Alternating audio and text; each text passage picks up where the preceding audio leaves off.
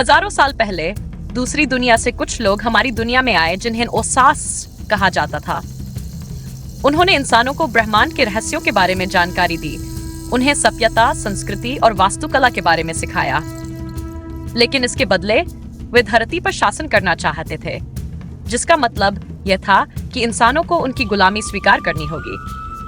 ओसास धरती पर हर 5,000 साल में केवल एक बार आ सकते थे, वह भी तब जब आकाश में कुछ विशेष तारे पिरामिड्स के ऊपर एक खास अलाइनमेंट में आते, जिससे एक रोशनी निकलती। इस रोशनी के माध्यम से ओसास हमारी दुनिया यानी धरती पर आ सकते थे। जब उनके आने का समय हुआ, तब फेरो मिस्र के राजा ने रोशनी के देवता की मदद से उस रोशनी को छुपा दिया। इस वजह से ओसास धरती पर नहीं आ सके। लेकिन उनके अनुयायियों ने फेरो को मारने की कोशिश की। फेरो ने उन सभी अनुयायियों को बंदी बनाकर पिरामिड में कैद कर दिया, जिससे उनकी वहीं मौत हो गई।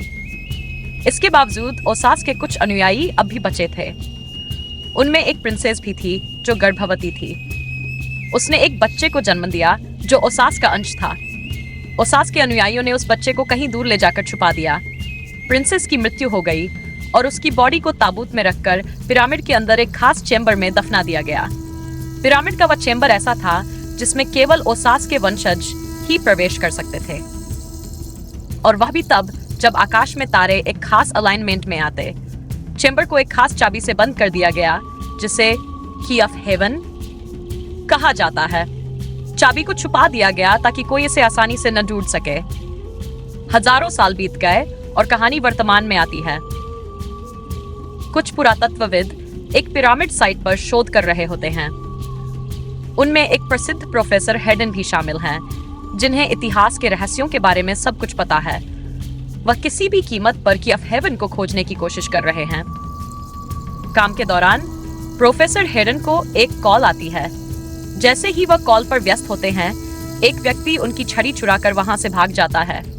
वह छड़ी एक और व्यक्ति पीटर को दी जाती है। पीटर उस छड़ी को लेकर एक पुरानी दुकान पर जाता है। वह दुकानदार से कहता है, मुझे की ऑफ हेवन दे दो। इसके बदले वह उसे ढेर सारे पैसे देता है। दुकानदार अपने लॉकर से की ऑफ हेवन निकालकर पीटर को दे देता है। लेकिन पीटर, जिसके पास प्रोफेसर हेडन की छड़ी है, जो असल में एक हथियार है, उसी छड़ी से दुकानदार को मार देता है और की ऑफ हेवन लेकर वहां से भाग जाता है। कुछ समय बाद प्रोफेसर हेडन उस दुकान पर पहुंचते हैं और देखते हैं कि दुकानदार की हत्या हो चुकी है। तभी पीटर उन्हें कॉल करता है।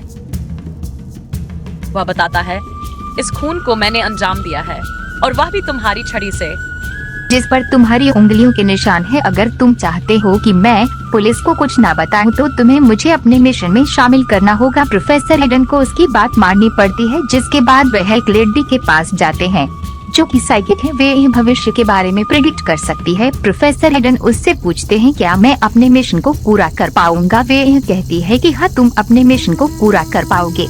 लेकिन वो अपने विजन में ये भी देखती है कि ओसाइरस को मारने वाले लोग जाग चुके हैं। साथ ही वह प्रोफेसर हेडन को जख्मी हालत में भी देखती है, लेकिन इस बारे में वो प्रोफेसर हेडन को कुछ नहीं बताती। अगले दिन प्रोफेसर हेडन एक दूसरे आर्कियोलॉजिस्ट के पास जाते हैं, जो उनका दोस्त भी है। वहाँ पर उनका असिस्टेंट डेडलर भी होता है, और अब वह आर्कियोलॉजिस्ट प्रोफेसर को बताता है कि कल रात को तूफान आया था, जिसके बाद अपने आप ही पिरामिड विजिबल हो गया। जो सुनकर प्रोफेसर हेडन को बहुत खुशी होती है। वह कहते हैं कि तुम मेरे लिए अंदर जाने का रास्ता ढूंढो, मैं इसके अंदर जाना चाहता हूँ। दरअसल कुछ ही दिनों के बाद एक बार फिर से आसमान में तारे उसी अलाइनमेंट में आने वाले हैं, जिस अलाइनमेंट में आने के बाद ओसाइरस इस पिरामिड के थ्रू धरती पर आया करता था। और अब जो आर्कियोलॉजिस्ट होता है, वे किसी भी कीमत पर अंदर जाने के रास्ते को ढूंढना चाहता है। लेकिन जब वह अंदर जाने के रास्ते को ढूंढ रहा होता है, तो उसकी तबीयत बहुत ज्यादा खराब हो जाती है। उसका असिस्टेंट डेडलर आकर उसे घर ले आता है, पर अगली सुबह तक उसकी तबीयत और भी ज्यादा बिगड़ जाती है। इसीलिए वे हेडलर से कहते हैं कि मैं इस मिशन पर नहीं जा पाऊंगा, मेरी तबीयत बहुत ज्यादा खराब है। पिछले 4 सालों से तुम मेरे साथ हो, तुम मेरे हर एक काम के बारे में पूरी डिटेल से जानते हो। मैं चाहता हूँ कि इस मिशन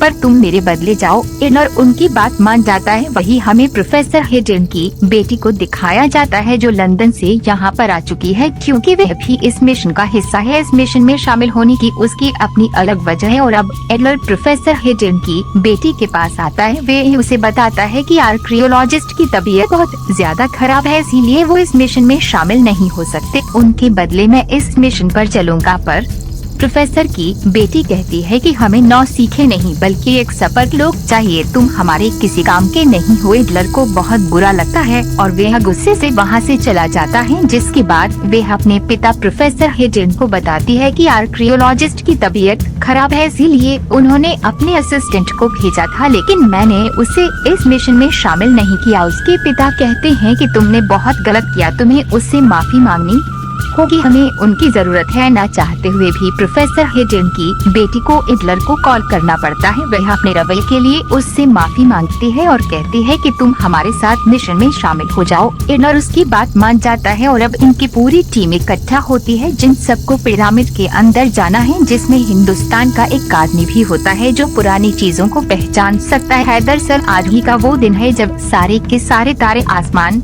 में उस अलाइनमेंट में आएंगे जिस अलाइनमेंट में ओसाइरस धरती पर आया करता था। लेकिन जब ये उस पिरामिड के गेट के पास जाते हैं तो एडलर इन सबको वहाँ पर लिखी हुई चेतावनी के बारे में बताता है, जिसमें लिखा होता है कि जो भी अंदर जाएगा वह कभी बाहर वापस नहीं आ सकता, सिर्फ सास के वंशज अंदर जा सकते हैं। लेकिन प्रोफेसर हेडन इन सब बातों पर विश्वास नहीं रखते, इसलिए पिरामिड को एक जगह से तुड़वाकर ये सब के सब अंदर चले जाते हैं, जहाँ पर एक और दीवार होती है जो अंदर से बनाई गई है, जिसका मतलब ये है कि जिन लोगों ने इस दीवार को बनाया था उन सब ने इस दीवार को अंदर से बनाकर अंदर ही अपनी जान दे दी। उस दीवार को तोड़कर अब ये अंदर जाते हैं। इनके साथ कुछ सोल्जर्स भी हैं जो इनकी मदद करते हैं। अंदर जाने के बाद ये देखते हैं कि कमरे के बीचों बीच सोने का एक छोटा सा स्टैचू है। प्रोफेसर हेडन का साथी स्टैचू को उठा लेता है और ठीक उसी वक्त ऊपर से एक बहुत बड़ा पत्थर स्लाइड होकर नीचे आता है, जिसके नीचे एक सोल्जर की जान चली जाती है। पर जब स्टैचू को वापस रखा जाता है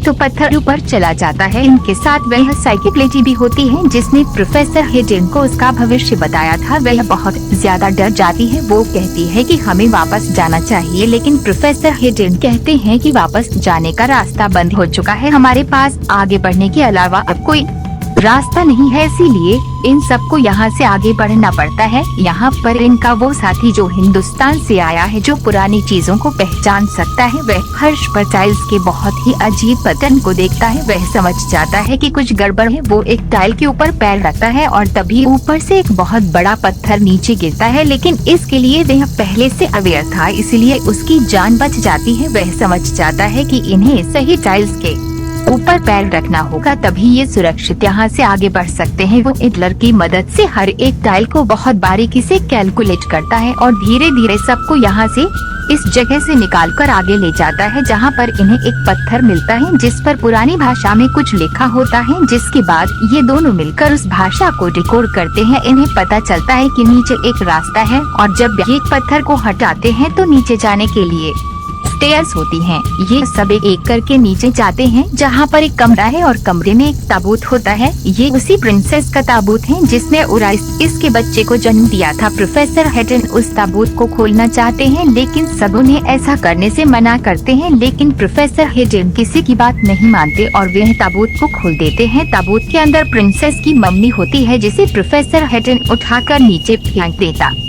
सबके सब हैरान हो जाते हैं। प्रोफेसर हेडन कहते हैं कि मैं यहाँ पर ओसाइरस के टेम्पल को ढूंढने के लिए आया हूँ, जो कि नीचे बेसमेंट में कई है। और अब वो आदमी जिसके पास की ऑफ हेवन है, वो प्रोफेसर को की ऑफ हेवन देता है। दरअसल जहाँ पर ताबूत होता है वहीं पर नीचे जाने का वह दरवाजा है जिस पर की ऑफ हेवन को लगाया जा सकता है। प्रोफेसर हेडन की ऑफ हेवन से उस दरवाजे को खोल देते हैं और अब यहाँ से भी नीचे जाने का एक और रास्ता इन्हें मिलता है। ये सब के सब उस रास्ते से नीचे जाते हैं, लेकिन तभी इनके उसी साथी का पैर एक पत्थर पर पड़ जाता है जिसने सोने के स्टैचू को उठाया था। जिसके बाद ऊपर से बड़े बड़े पत्थर नीचे गिरते हैं और ये सब के सब 3 अलग अलग ग्रुप्स में डिवाइड हो जाते हैं। एक ग्रुप में वो इंडियन और कुछ सोल्जर्स होते हैं और जब ये आगे बढ़ रहे होते हैं तभी कोई चीज एक सोल्जर को धक्का मारती है, जिससे वे गिर कर मारा जाता है वही हमें एडलर को दिखाया जाता है, जिसके साथ प्रोफेसर हेडन की बेटी और वह साइकिक लेडी है। एडलर को वहाँ से निकलने का एक खुफिया रास्ता मिल जाता है। ये तीनों के तीनों उस रास्ते से आगे बढ़ते हैं और उस जगह पहुँच जाते हैं जहाँ पर अभी एक सोल्जर की मृत्यु हुई थी। अब बाकी के लोग भी यहाँ पर आ जाते हैं। ये सब के सब आगे बढ़ते हैं और एक ऐसी जगह पर पहुँच जाते हैं जहाँ पर बहुत सारी मम्मीज हैं। ये वो लोग थे जो कि ओसाइरस के फॉलोअर्स थे। इन सबको यहाँ पर कैद करके मार दिया गया था और अब इनके साथ जो साइकिक लेडी होती है वो बताती है कि एक भविष्यवाणी है, जब सभी तारे सही अलाइनमेंट में आएंगे और ओसाई के वंशज का खून टेम्पल के ऊपर पड़ेगा तो ये जितनी भी मम्मीज हैं वो सब की सब जिंदा हो जाएंगी, जो पूरी दुनिया को तबाह कर देंगी। ये सुनकर सबके सब डर जाते हैं क्योंकि यहाँ पर कई सारी मम्मीज हैं और तभी उन मम्मीज में से एक मम्मी जिंदा होकर प्रोफेसर की बेटी के ऊपर हमला कर देती है। एडलर उसकी मदद करता है लेकिन अब वो एडलर का पीछा करना शुरू कर देती है। दरअसल वो मम्मी बहुत ही खतरनाक है, उसके ऊपर गोलियों का कोई असर नहीं हो रहा होता और ठीक उसी वक्त सारा को दीवार पर एक ऐसा बटन मिलता है जिसको दबाने से वहाँ का पत्थर ऊपर हो जाता है। ये सब के सब उस खुफिया रास्ते से दूसरी तरफ आ जाते हैं, जिसके बाद पत्थर नीचे हो जाता है और इस तरह से मम्मी से बच जाते हैं। और अब ये सब के सब ओसास के एक टेम्पल के सामने है। प्रोफेसर हेडन एडलर से कहते हैं कि तुम इस दरवाजे को खोलो। एडलर बताता है कि इस पर लिखा हुआ है कि इसके अंदर ओसाइरस के वंशज जा सकते हैं। अगर किसी और ने इसके अंदर जाने की कोशिश की तो ये पूरी की पूरी जगह एक पल में ढह जाएगी। और अब प्रोफेसर हेडन अपनी बेटी से कहते हैं कि तुम्हारी मॉम ओसाइरस की वंशज थी, इसका मतलब ये है कि तुम भी ओसास की वंशज हो और अब तुम्हें टेम्पल के अंदर जाना होगा। हालांकि उसकी बेटी नहीं जाना चाहती लेकिन वो उसे गन पॉइंट पर टेम्पल के अंदर जाने के लिए कहता है। उसकी बेटी जब टेम्पल के दरवाजे के सामने जाती है तो दरवाजा अपने आप ही चमकने लगता है और अगले पल दरवाजा खुल जाता है, जिसके बाद ये सब के सब टेम्पल के अंदर आते हैं। यहाँ पर बहुत बड़ी बड़ी मशीनें होती हैं जो देखकर प्रोफेसर बहुत खुश हो जाते हैं। वे सबको बताते हैं कि तारे अपनी अलाइनमेंट में आ चुके हैं और अब मैं अपनी बेटी का खून इस जगह पर गिराऊंगा। वो ओसाइरस की वंशज है जिससे पूरी की पूरी जगह एक्टिवेट हो जाएगी। मम्मी जिंदा हो जाएंगी जो दुनिया को खत्म कर देंगी और जब ओसाइरस धरती पर आएगा तो वह मुझे देवता का दर्जा देगा, क्योंकि जो भी ओसाइरस को धरती पर बुलाता है उसे वह देवता का दर्जा देता है। यहाँ पर उसकी बेटी पूछती है कि मेरी मॉम को किसने मारा था। प्रोफेसर हेडन बताता है कि तुम्हारी मॉम को मेरे इरादों के बारे में पता चल गया था, इसीलिए मुझे उसे मना पड़ा। ये जानकर प्रोफेसर हेडन की बेटी को बहुत दुख होता है कि उसी के पिता ने उसकी मॉम को मारा है, लेकिन वह कुछ नहीं कर सकती क्योंकि प्रोफेसर हेडन के आदमी ने उसे पकड़ा हुआ है। एडलर उसकी मदद करने के लिए आगे बढ़ता है लेकिन तभी प्रोफेसर हेडन का आदमी गोली चला देता है। इनके साथ जो इंजन होता है वह एडलर के आगे आ जाता है, जिस वजह से उसकी जान चली जाती है और अब प्रोफेसर अपनी बेटी का खून उस जगह पर गिराते हैं, जिसके बाद पूरी की पूरी जगह एक्टिवेट हो जाती है। वहाँ पर बहुत तेज रोशनी आती है जो कि ममीज के ऊपर गिरती है और अब ममीज भी जिंदा होना शुरू हो गई है। प्रोफेसर हेडन ओसास को धरती पर लाने के लिए उसकी प्रार्थना करना शुरू कर देते हैं ताकि उनका मकसद पूरा हो सके, उन्हें एक देवता का दर्जा मिले। वहीं पर हमें एडलर को दिखाया जाता है जो प्रोफेसर के आदमी को मारकर प्रोफेसर की बेटी को आजाद कर देता है, जिसके बाद प्रोफेसर हेडन की बेटी एडलर से गन लेकर अपने पिता प्रोफेसर हेडन को गोली मार देती है, जिससे उसकी मृत्यु हो जाती है। प्रोफेसर हेडन के मरने की वजह से रिचुअल बीच में ही रुक जाता है और अब पूरे पिरामिड की दीवारें हिलना शुरू हो जाती है। दरअसल ये पूरा का पूरा पिरामिड अंदर से गिरने वाला है। ये तीनों के तीनों अपनी जान बचाने के लिए यहाँ से भागते हैं और किसी तरह से यह पिरामिड के बाहर आ जाते हैं, जहाँ पर आर्कियोलॉजिस्ट उनका इंतजार कर रहा होता है। वो कहता है कि मुझे प्रोफेसर हेडन के इरादों के बारे में कुछ पता नहीं था, वरना मैं उसका साथ कभी नहीं देता। और इसी के साथ ये फिल्म कहानी यहीं पर खत्म हो जाती है। उम्मीद करते हैं कि ये कहानी आपको पसंद आई होगी।